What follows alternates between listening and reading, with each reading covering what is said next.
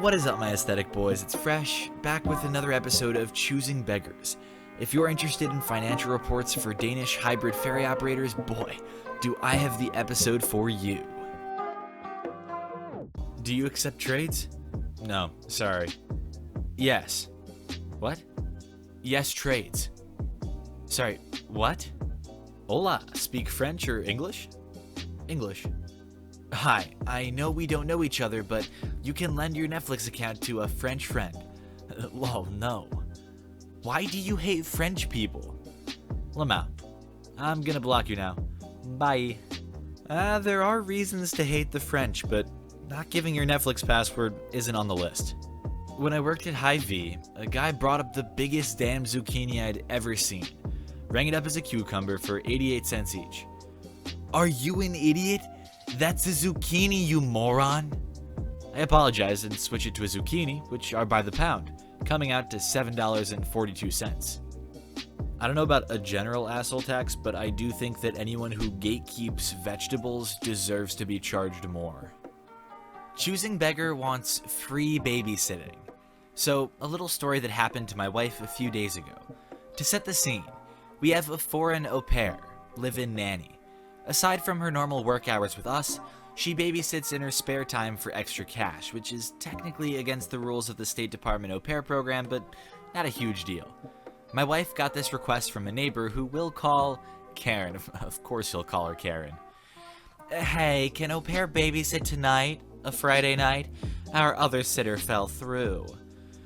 Well, I think she's got other plans, but I'll ask her. She charges $10 per hour, but usually people pay her a little extra for more than 2 kids.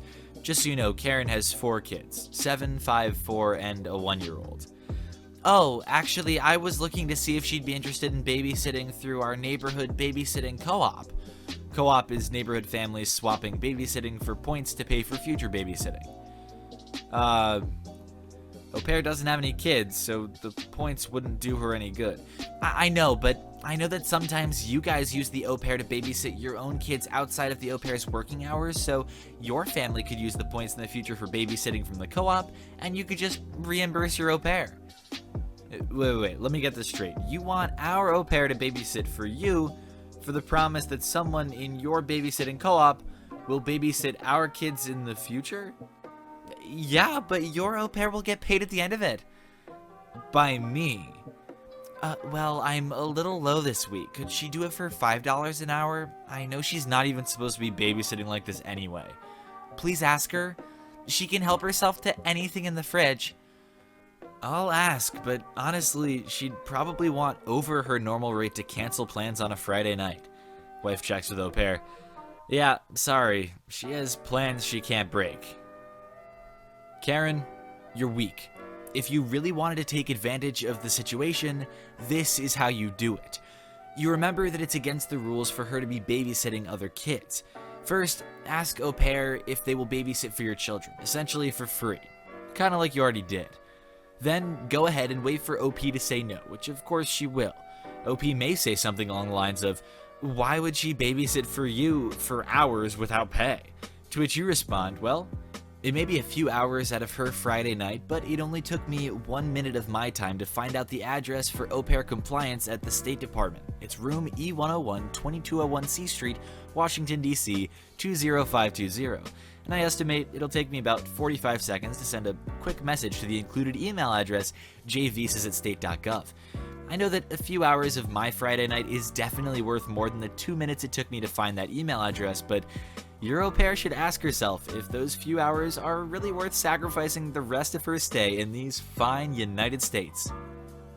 Can I get a $15K loan? I'll pay you back next week. I don't carry that much in my personal account. $5K? Max I can loan is $500. I'm not giving away $5,000 like that. Just use your company account. It's your money anyway, you own the thing, what the hell? Dude, we've been through this, and I've told you the whole thing about business and owner being separate entities. Are your business partners more important or a close friend? You idiot, I'm not replying anymore. Hi, nice picture. Can we use it on our website about travel destinations in Denmark? If so, just reply this comment. For technical reasons, we are unfortunately not able to credit your image. We are working on making that possible. Regards, Scandlines. Scandline is a Danish ferry operator running one of the largest hybrid ferry fleets in the world. While they are a private company, we know they were purchased by a transportation consortium in 2007 for about $1.46 billion. That's billion with a B. They have an operating income of $500 million annually, so it seems weird they would be experiencing any technical issues that could prevent them from paying someone for commercial use of a picture. Digging deeper, I found an interesting line on page 19 of their annual financial report. To paraphrase, quote, "The group owns and operates modern and purpose-built infrastructure assets. We utilize our assets with a strong focus on cost optimization." Technical reasons my ass, Scanline. I deliver food to a lady, and she wants me to pay for it. In the country where I live, you can order food online and decide to pay online or by cash. Once you order, someone on a moped or bike delivers it to your house. I was a bike deliverer, and someone ordered some huge order for around 40 euros. It was a rainy day, and it was almost at the end of my shift, so I was already agitated before even hearing of the order. All the mopeds were already on delivery, so I, on a bike, had to cycle 5 kilometers to her address, in the rain. Once I get to her house, I'm soaked and even more angry because when I go up to the door, some random guy opens up. This woman put in the wrong address, and I needed to cycle another 2 kilometers. Once I get to her actual house, I had to wait for her to open the door, and then the most typical Karen you can think of opens the door.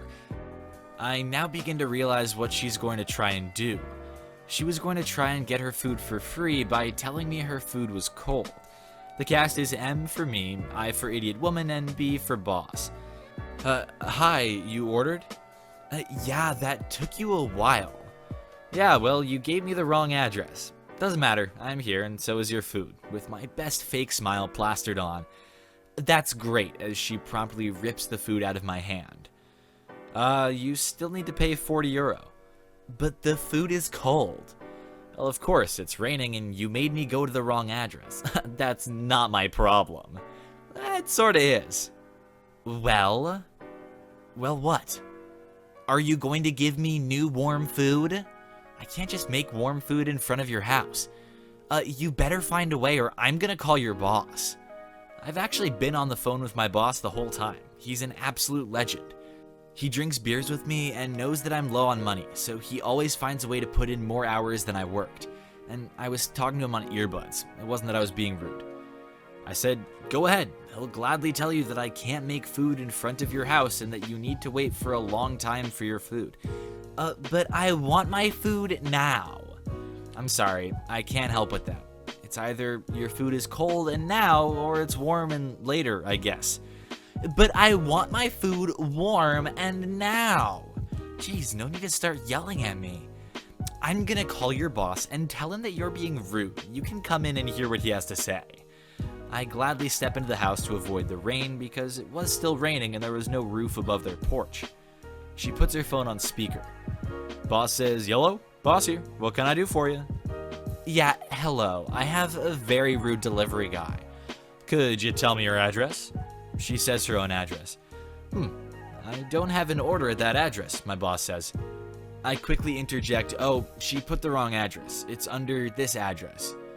Yeah, I see it, but that's 2 kilometers away. Yeah, but the food is cold. That doesn't surprise me. So? So? Where is my warm food? That needs to be made? How long will that take? About 40 minutes. It's really busy. But I want my food now. Can't do that, miss. Sorry, miss, but you're going to have to wait. Boss, he also forced entry into my house. No, I didn't. Yes, you did. You invited me in. You made the whole floor wet. Yeah, it's raining outside, lady. I am not paying for my food now. Well, this still needs payment. You are going to pay for it. No, I'm not. Well, I'm not either. Ma'am, calm down. No, you guys are attacking me. Ma'am, if you don't calm down, you will not get any food at all. Screw you. My boss just tells me to get out of the house. Idiot woman, you're not gonna get any food from us anymore. After I left the house, I took the food.